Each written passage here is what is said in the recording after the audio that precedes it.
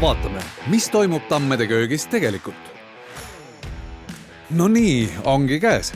Tammepapa valib just hädaabinumbrit 112, et kutsuda kiirabi, sest tema tütar soojendas eelmisel päeval vähe kuuma saanud grilllihatükke vaid 50 kraadini ja sai elu suurima toidumürgituse tänu lihas olnud bakteritele või nende poolt toodetud toksiinidele. Seepärast kuumuta soojendamisel toitu põhjalikult, eriti liha, mune ja mereande. Külmutatud köögivilju on soovitav enne alati kuumutada, sest paljud mikroorganismid säilitavad külmutatud olekus oma eluvõime, sealhulgas patogeenid. Kuumutamisvajaduse ignoreerimine on põhjustanud maailmas näiteks suuri listerioosipuhanguid.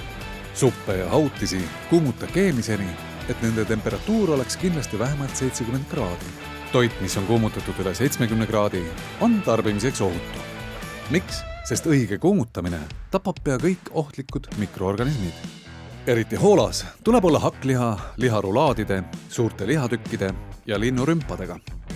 Kui kasutad näiteks mikrolaineahjus kuumutamiseks plastnõusid või paned kuuma toitu plastkarpi, siis veendu eelnevalt, kas see nõu on ette nähtud toidu kuumutamiseks. Lisaks, toidunõude ja köögitarvikute ostmisel eelista neid, millega on kaasas selged kasutusjuhised ja järgi neid. Kampaaniat viib läbi Maaeluministeerium.